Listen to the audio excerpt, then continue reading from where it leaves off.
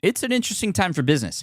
Tariff and trade policies are dynamic, supply chains are squeezed, and cash flow, it's tighter than ever. If your business can't adapt in real time, you are in a little bit of hurt. So how do you get full visibility and adapt in real time? Over 42,000 businesses trust NetSuite by Oracle, your AI-powered business management suite. It brings accounting, financial management, inventory, and HR all under one roof. NetSuite is the #1 cloud ERP for a reason. It's your single source of truth, giving you the data and control you need to move quickly. Real-time forecasting helps you move into the future with confidence, and with AI built in, you can automate the busy work and focus on strategy. NetSuite helps you see what's stuck, what it's costing you, and how to pivot fast. If I were running a business with a lot of moving parts, I'd use NetSuite for full control over everything. Tame the chaos with NetSuite. If your revenues are at least in the 7 figures, download the free ebook, Navigating Global Trade, 3 Insights for Leaders at netsuite.com/SPI. That's netsuite.com/SPI. You spent months building towards launch day, but when the clock hits 0, your site crashes. Bots swarm, and loyal fans rage on Reddit. That's not good. Fanfare was built to stop that. Fanfare is the drop platform made for high-pressure moments, stampede-proof infrastructure, verified waitlists, and bot filters that actually work. Instead of refunds and rage, you get retention and revenue. And that sounds great to me. Your next launch shouldn't be a gamble. Get Fanfare's 5-step hype drop playbook and learn how to bulletproof your drop at fanfare.io/playbook. Again, that's fanfare.io/playbook. Hey, I get it. You've worked really hard to build up your business, and it's doing great. So great that you need help now. The most important thing for your business is to hire the right people to support it. So how can you find amazing candidates quickly? Easy. Just use Indeed. When it comes to hiring, Indeed is all you need. Stop struggling to get your job post seen on other job sites. Indeed Sponsored Jobs helps you stand out and hire fast. And with Sponsored Jobs, your post jumps to the top of the page for your relevant candidates, so you can reach the people you want faster. And it makes a huge difference. According to Indeed data, Sponsored Jobs posted directly on Indeed have 45% more applicants than non-sponsored jobs. And it's one of the largest databases of job seekers, too, giving business owners access to a wide range of candidates. And one of the things I love most about Indeed is the job alerts feature. I get notified when new candidates apply. There's no need to wait any longer. Speed up your hiring right now with Indeed. And listeners of this show will get $75 sponsored job credit to get your jobs more visibility at Indeed.com/smartpassive. Just go to Indeed.com/smartpassive right now and support our show by saying you heard about Indeed on this podcast. Indeed.com/smartpassive. Terms and conditions apply. Hiring Indeed is all you need. We came at it from the perspective of like, okay, these folks are busy. And then particularly for the solo creator, like I want to create this like recurring revenue for myself, but I have no idea how to do that. So how do we make it, that much easier, that much more turnkey for those creators to have success in, creating their own membership communities, their own courses? How do I engage folks? What are the rituals that keep people coming back? And how do I just make it that much easier for people to create those rituals? What does a great onboarding experience look like? Onboarding makes all the difference in the world when it comes to long-term revenue, recurring revenue, all that kind of stuff. One of my favorite things to do here on the podcast is to invite people on the show to extract information that nobody else can get from anywhere. And what I mean is these people have special access to information, to data, to analytics, and to things that we could all benefit from.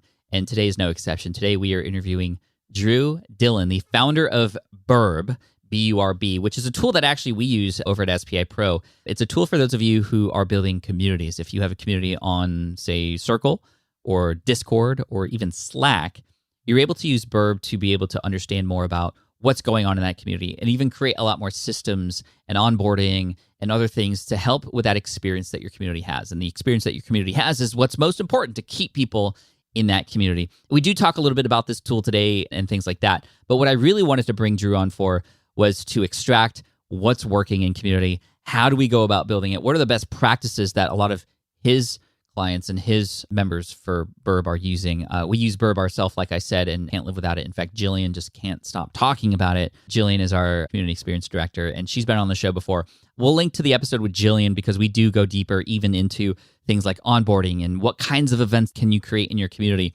But this will be a great starter episode for you if you're just thinking about building community, or maybe you have one and you want to know how to create those better experiences and how to understand what's going on so that you can keep people in those communities and you can make that experience great and invite even more people into it. So let's dive in. This is episode 603 of the Smart Passive Income Podcast. This is Drew Dillon from Burb. You can check out Burb at smartpassiveincome.com/Burb, B-U-R-B. And let's dive right in. Here we go. Welcome to the Smart Passive Income Podcast, where it's all about working hard now so you can sit back and reap the benefits later. And now your host. He's an introverted extrovert, or wait, maybe it's an extroverted introvert. Pat Flynn. While DIY website tools are everywhere, most fall short on design and performance. Hit publish. Framer ships your site worldwide in seconds. No code, no compromises. Framer is a powerful, user-friendly platform that delivers developer-level results without writing a single line of code.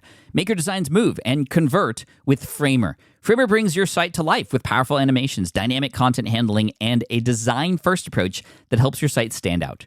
Framer is the design-first, no-code website builder that lets anyone ship a production-ready site in minutes. Browse hundreds of pixel-perfect templates or even design something of your own on a totally blank canvas. Add bold animations like appear effects, text effects, scroll and looping animations, and much more in seconds. And it's free to start.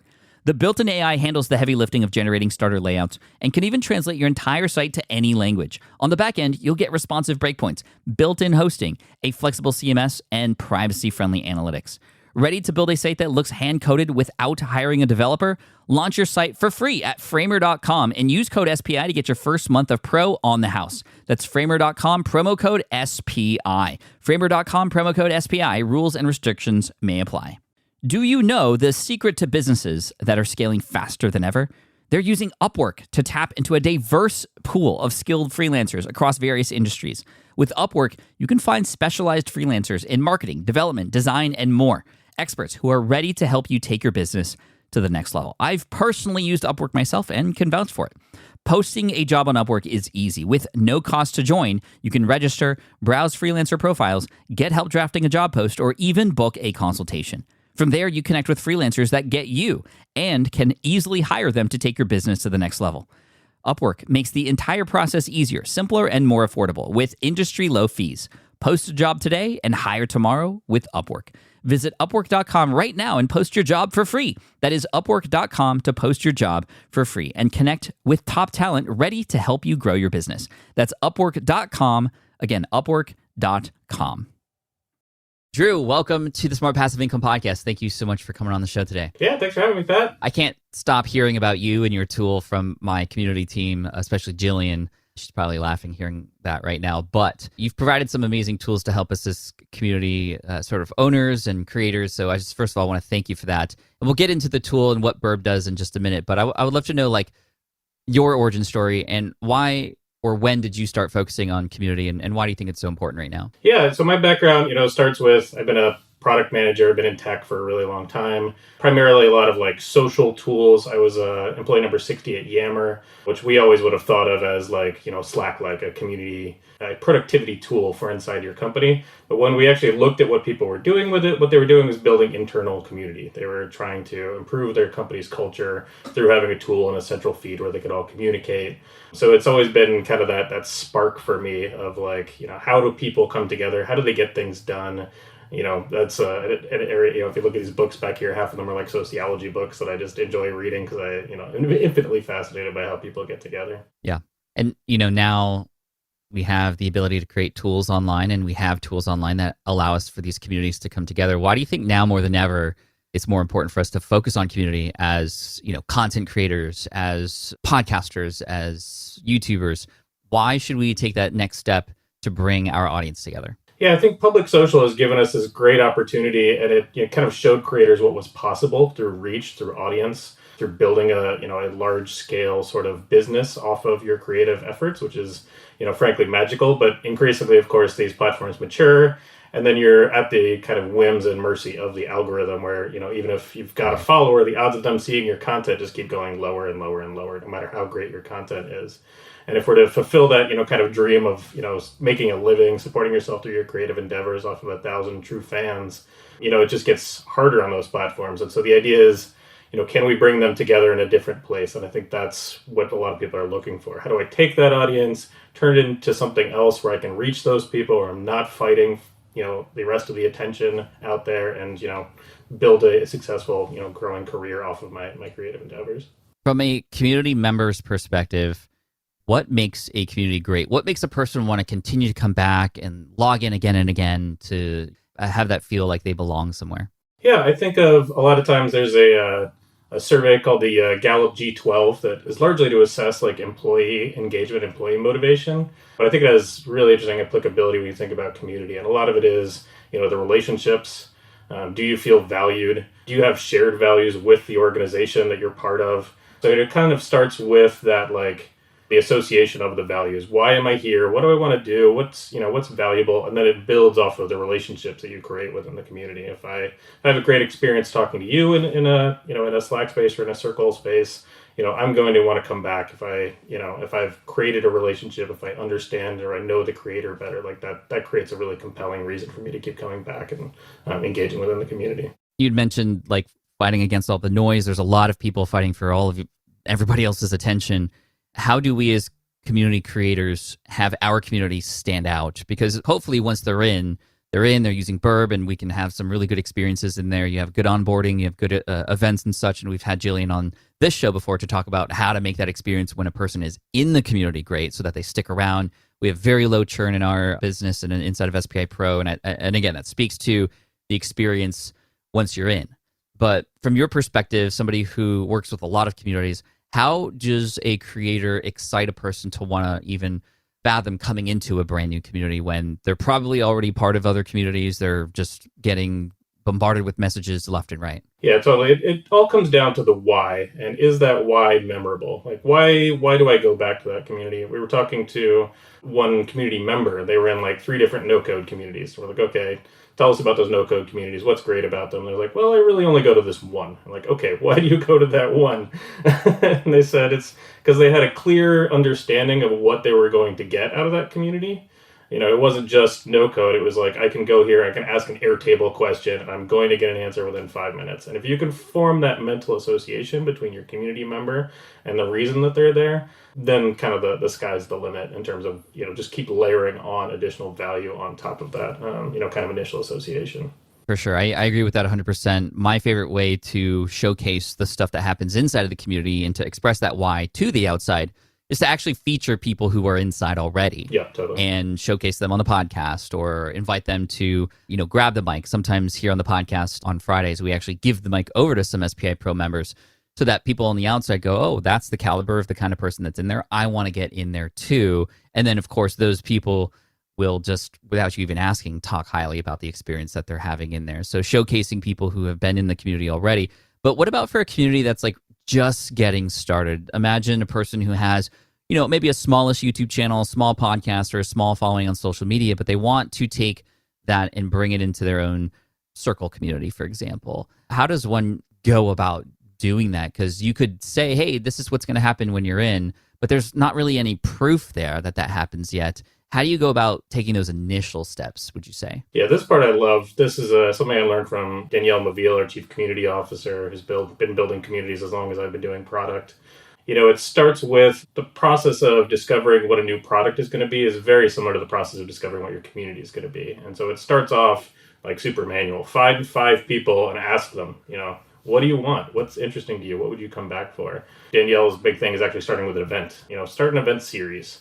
At the beginning of the event, if it's a Zoom meeting, throw them into breakout rooms. Get them to talk to each other. Because that's what community is. It's those relationships. And then after the event, when you're sending your follow-up survey to ask how it went, say, hey, would you like to connect with these folks offline? And that's actually how we built our Burb community, was starting through group coaching. Oh, that's awesome. That's really cool. Yeah, I think that an event to start or initiate is a fantastic idea.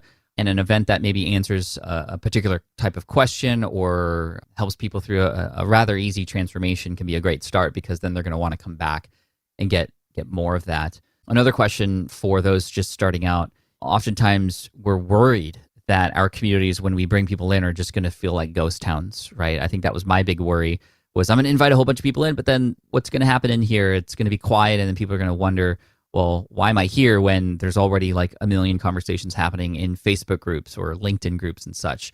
How would you help a person over that obstacle that they're probably thinking about right now? Yeah, another, kind of smart thing Danielle did in building the Burb community was also layering in a bunch of content and treating the community almost like, we started as an event first community. And so the The first experience of these folks coming into Circle was actually them seeing a bunch of content that we were creating for them. So it wasn't even like at the beginning, it wasn't a like come in and chat space. It was like, here's content that goes along with our group coaching. As we hear more from you from group coaching, we'll continue building the content library. And it became more and more valuable. And then we layered on a ritual, just a reason to come back. Hey, we're going to do a weekly check-in. Every Monday, come and post your rosebud thorn, the thing that's going great, the thing you're most excited about, and the thing that's not working. And we saw people keep doing that ritual over and over again. And that started to create this cadence of like why people would come back. I think that speaks to the power of like, a lot of people are going to start out on Slack or Discord because they perceive that as where their members are. They're free. But I think chat spaces in particular can feel pretty dead. If you see somebody posted something 5 minutes ago, you reply to it, you're going to get a response. If you see somebody posted like a week ago and you reply to it, no chance. Nobody's ever going to see that message. So forums actually work a lot better, I think, kind of keeping the conversation going, making it feel less dead because they're more long-lived. I like that. I mean, because that's one of the biggest challenges is we've been so ingrained to see how much activity a Facebook group, for example, always has. And speaking of Facebook, how does one migrate in your position? This is probably the most common question we get as far as communities. Like, I already have a community. It's a Facebook group, but I understand that it's not the best place. Plus, it's on Facebook and I want out. How do I migrate people from Facebook to somewhere else? And in your position, I mean, I know Burb is not necessarily a Discord or a Slack or a Circle. It's actually a tool that lives on top of that. And we'll dive into that next as far as what it can do to help enhance that experience for the creator and the members. But where would you bring people? What would be your recommendation for which platform to use? And how do you convince people who are in a Facebook group to come over somewhere else? I mean, there's a lot of friction there, right? Yeah, I think it has to start with the tools that they're familiar with. I think the benefit of a Circle is that it looks a lot like Facebook. The benefit of like a Geneva is it feels very mobile native. The benefit of a Slack is, a lot of professionals are going to use it. The benefit of a Discord is, that's a lot of gamer communities, crypto communities, that kind of stuff. So you kind of have to first assess like what's the softest landing for that audience. Moving off of Facebook, what's going to be the thing that makes it the easiest for them conceptually and technically, and then start small. Try and make it exclusive. Say, hey, I want 5 beta users to help me test out this new platform. Bring it over there. Start advertising as that's going back into your Facebook group. Like, hey, look what these 5 community members are doing over here on my Circle space in my Geneva home. That kind of stuff, and start to pump it up to the audience such that.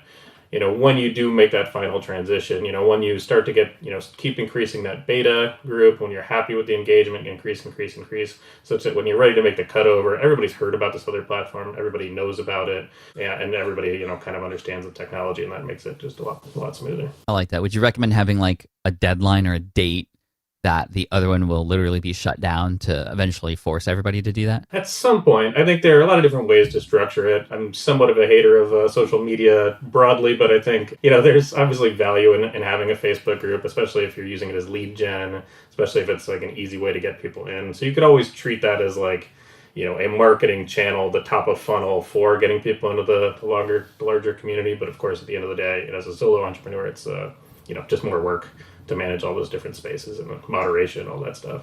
That's true. And again, I like what you said about having some people buy into it already up front. Maybe it's some of your super fans or more active members who can then come back to the rest of the group in Facebook and say, guys, you got to come over here. It's really awesome. And you're missing out and all that kind of stuff. And that way it's not even just you saying, it's members who are already in there doing it. And then you can start to sort of invite people in and more force that with a deadline. So I like that. Let's talk about Burb.co. So Burb.co is the tool. What does Burb do? Because initially when I heard about it, I was like, is this not like a competitor to Circle? Like, we're using Circle. Why are we using Burb? And Jillian's like, no, this is something awesome that lives on top of it. So what does Burb.co do? Yeah, it's our observation ultimately that there's never been basically an over-resourced community. There's never, whether you're a solo entrepreneur running a community, a creator running a community, or like, working in a massive brand.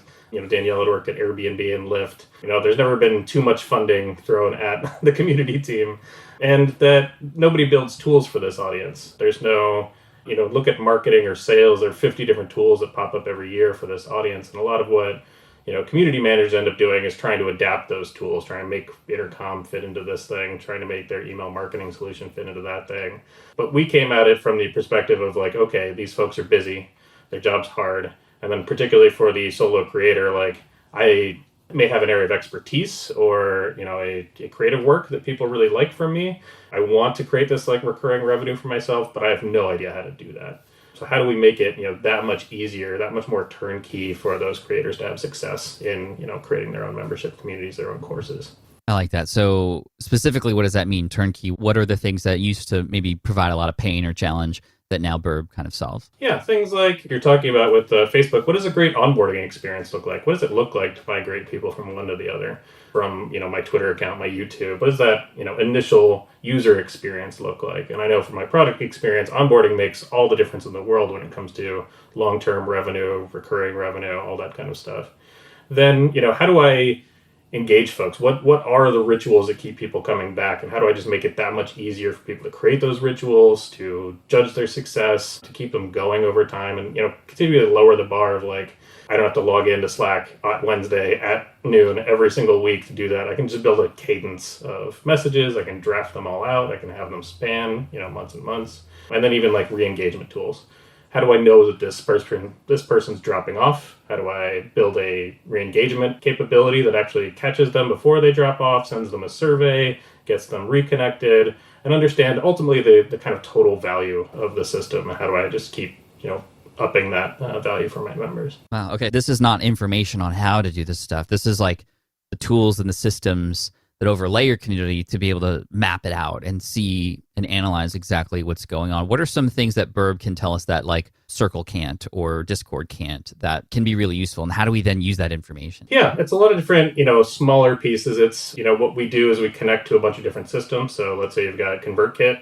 And as soon as somebody makes a purchase on Shopify or in ConvertKit, maybe they purchase something on Teachable, that starts the whole onboarding flow. And the onboarding flow will be like, invite them to Circle, send them a welcome DM, 2 weeks later, send them a follow-up DM, 3 weeks later, send them a survey about how things are going, check their course status, make sure that they're keeping on top of their course material over time. So it's like both the engagement within the community space and then all these different tools together and how they all work together. Like ordinarily that's you'll start out with Zapier and it'll get a couple of these things done. But Zapier, then you need to move on to Airtable because you need to capture all the additional information into one place and building out a Zap. So it's just this massive operational challenge that we're just simplifying, making it super turnkey, templatizing, making it really easy for everyone. So you're using APIs to connect to these different tools to then be able to now have these tools all talk to each other, essentially. It's like a Zapier, but specifically for community and specifically for these certain tools, and then with the ability to see data and to analyze them versus just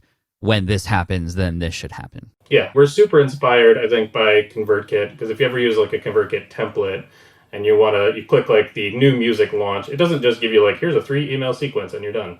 It's like, here's a landing page. Here are all the tags that we're going to apply when people do these certain actions around the music launch. Here's the email structure. Here's the branching of the email structure. And I want to make community that easy for creators and for even smaller brands and scaled brands like SPI, such that you can go in and say, here's the situation I've got, hit the button, it connects all the different pieces, it gives you the messaging flow, and you just kind of fill in personal details. That's so awesome. Everybody should definitely check out burb.co. And we'll probably have a link that might have additional things on there for you, or just take you there so we can track to see if you go there. If you go to smartpassiveincome.com/burb, B-U-R-B, that'll take you to burb.co, and you'll see Jillian's face there among many other communities. In fact, I'd love to know what other communities you serve and what are some interesting things that you've seen these other communities do to foster that community that they've built. Yeah, we were super lucky, I think, in the early days through, relationships and just, people who really got it. Folks like, Carrie Melissa Jones, who literally wrote the book on building brand community. And so she teaches folks every day. Similarly, Tatiana Figueredo, who does this kind of work, teaching people how to grow, building community businesses. And so you're able to help out, kind of operate their cohort-based courses. And then after that, help them, basically build the cadence of communication into their community. Most recently, Justin Moore, who runs Creator Wizard, which is a really cool program. He teaches people how to basically land influencer marketing deals, and of course is big time YouTuber and influencer himself. What we do for him is similar thing. They've got a cohort based course. It's very structured. We deliver all of that structure for them such that they can go and kind of replicate that cohort by cohort, even like speeding up. We've seen folks who used to run maybe 1 cohort, 2 cohorts a year are now actually on a monthly cohort basis that kind of operated evergreen, because we deliver all the kind of formulaic messages and they can just be there and be present as the teacher. Wow, that's huge. And so, like, if I have a community of, 1,000 people, but there's a certain group of those people who've said they've wanted to do a little bit additional work, they pay me a little bit more money, and now we're going through an 8-week program. You're saying that Burb can allow you to go, okay, here are those people. This is that group of people that are tagged, essentially. And here's some special messaging. Here are ways to connect with them. And here is the data. Some of them aren't logging in like they should. You should reach out to these people. Like, all the experiential stuff is sort of laid on top of that. Yeah, absolutely. We had one of our very first users, Bryony Cole. She was operating a cohort-based course, totally like global as well. She was running it from Melbourne, Australia, but like people in the US, people in Europe. And the most miraculous thing that we saw is when she ran her final survey at the end, what people were most excited about was like the community that she'd pulled together. And that was like proof positive of like, okay, not only has she run a successful cohort-based course, but she can parlay this into a membership community, into higher ticket coaching. That's the really exciting stuff, is when you go from like a single product business to a multi-product business, and we could support all the different operations around all these different things. You're not just, head exploding as you're trying to operate them. We've done some cohorts in our boot camps for podcasting, email, and other things. And every time after the 6 to 8 week sort of program, every week we're meeting. There's like a lecture on Monday or Tuesday, and then we have office hours on Thursday. That's how we structure it. But it was a lot of piecemealing different tools together. We had to like jerry rig a whole bunch of things. And if only we discovered Burb back then, that would have been much, much easier to do. But you're right. Every time after those things ended, people were like sad that it was over, because they were going to miss connecting with their friends or the people that they got to know. And what ended up happening was, just on their own, they started creating more mastermind groups or joining the community. And of course, then we had SPI Pro come out, and that's where a lot of those people are connecting now. For those of you who are listening or watching this right now, you're interested in building a community. Before you get to community, you can create some value up front and bring people together, get to know them a little bit more, learn the language that they're using, and then you can basically already have a set of beta users for your community down the road who's already gotten value, who's likely already friends and already actively speaking to each other, and testimonials for your program or your membership once you launch it more publicly. So I love that idea. Community becomes your hub. It becomes like the base.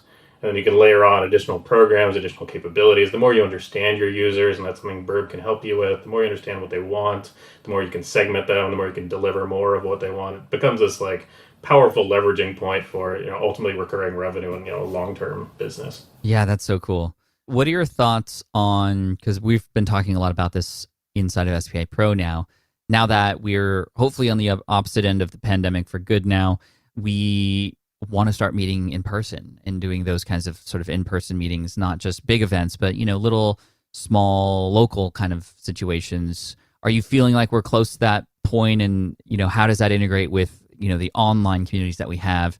Do you have any ideas? Do you have any communities that are sort of doing that already? Yeah, totally. And this is where the name Burb comes from. The idea was that, a brand is kind of this big city, and that cities can be somewhat overwhelming, but communities are ultimately small relationships. It's the little groups. Like a suburb. That I get it now.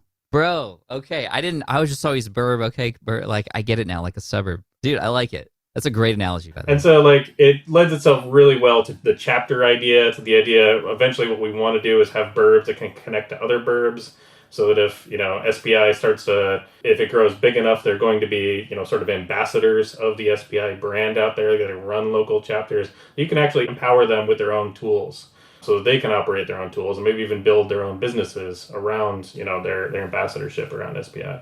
Yeah, I mean, there are people who are in our community already who have stepped up in awesome kind of ways to do a lot of things online to help the other group members, but to empower them even more with tools through Burb to be able to manage, local things or even online things, to give them the tools necessary to be able to do that properly is a great reward for them. And, I can imagine us getting to a point where they will maybe in some way get paid for, managing those kinds of things. Like, hey, do one a month in your local area, and you're sort of like the chapter leader, right? Like a scout leader in a local area. So, oh man, the possibilities are endless. What do you think the future of community is as we finish up this conversation? It's moving quickly. I've never really seen so many people get so excited about building communities until recently. And I think, yeah, the pandemic definitely did have something to do with that. It did. For us, we built SPI Pro during the pandemic because of the need for people to come together. But let's say, and I know it's hard to predict, but a year from now, 2, 3, 4, 5 years from now, where is community headed,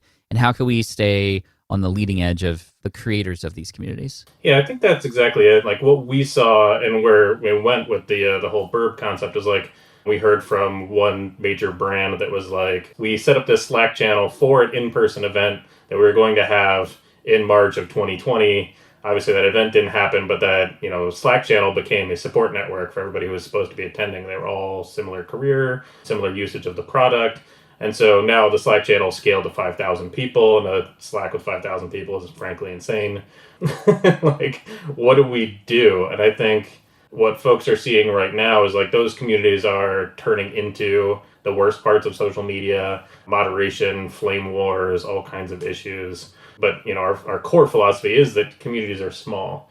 And so helping people kind of scale their community through small scale relationships, through areas of interest, through geographical interest, all of that kind of stuff. I think that is ultimately the future of community, is helping people kind of fill out these broader communities, these more sprawling suburbs of relationships. And by doing that, gaining a lot more, capability and a lot more breadth even in kind of everything they're doing.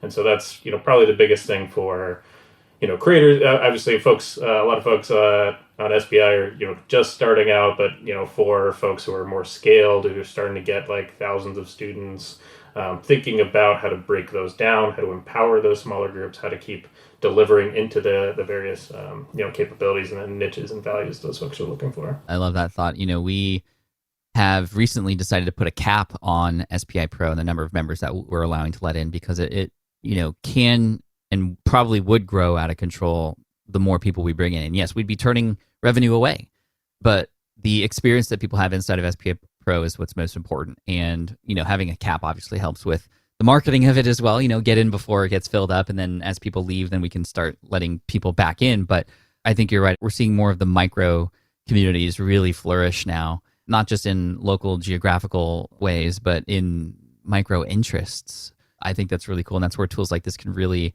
help us discover, well, who within our larger communities have those common interests and how can we bring them together, and then empowering some of our users to be able to start leading that so that we're not always the one having to show up all the time, is where the passive part of it starts to come into play. But it doesn't happen right away. It definitely is a big hurdle to get over to start to build a community. And I hope that the information here today was helpful for all the listeners. And I would just want to thank you, G, for coming on and for what you've built and giving us some really good advice for those of us who are building communities, because that's definitely going to be an important part of, I think, every business's future down the road, if not already. SPI Pro has become the center of our business, and like our primary motive is to just keep that thriving. So thank you for what you do. Any final piece of advice for people who are just in the thick of it right now in terms of building their communities? If there's anything that I've learned as a person who stares at data all day long, is like, talk to people. At the end of the day, people are going to be a lot more expressive about what they want, what they need, what they're looking for. So, don't be afraid to go micro, spend a little time. Obviously, we have to be very careful with our time as creators, but, take the time to really understand people, and that will help you just forever in growing and building a thriving community. There's a reason you have all those psychology books and aspect type books behind you. So Drew, thank you so much. smartpassiveincome.com/burb, BURB, and you can check that out. And thank you again. Appreciate it. Yep, thank you, Pat. Thanks, everybody. All right, I hope you enjoyed that episode with Drew Dillon. Absolutely golden information, nice quick hit stuff to help you as you're getting started with your community. And of course, Burb for those of you who have a community and you want to take it to the next level. I love the idea of the cohort-based stuff and using Burb to help organize that, to initiate a community or to extract certain groups and tag certain people within an existing community to go through a process like that and have already those processes and systems laid out is just huge. Because I remember when we created our boot camps, like I was talking about earlier, it really was a pain in the neck to figure out how to really make it all work. But hey, check it out, smartpassiveincome.com/burb. I'll link on the show notes page to all this stuff, plus the episode with Jillian, our community director as well, which is a great follow-up episode to this one, over at smartpassiveincome.com/session603. And by the way, if you're also interested in checking out SPI Pro, because I can't stop talking about it, it's the best thing that's ever happened in SPI, and it's helping out the most people right now, spipro.com. Like I talked about, we do have a limit or a cap to that, so you can apply now, hopefully get in if there's still room. It'll be awesome. It's going to help you out for sure. So spipro.com, And remember, the show notes link is at smartpassiveincome.com/session603. Thank you so much to Drew. Thank you to listening all the way through. I appreciate you, and I look forward to serving you in the next episode. Till then, peace out, cheers, and Team Flynn for the win. Have a good one. Thanks for listening to the Smart Passive Income podcast at smartpassiveincome.com. I'm your host, Pat Flynn. Our senior producer is Sarah Jane Hess. Our series producer is David Grabowski. And our executive producer is Matt Gartland. Sound editing by Duncan Brown. The Smart Passive Income podcast is a production of SPI Media. We'll catch you in the next session.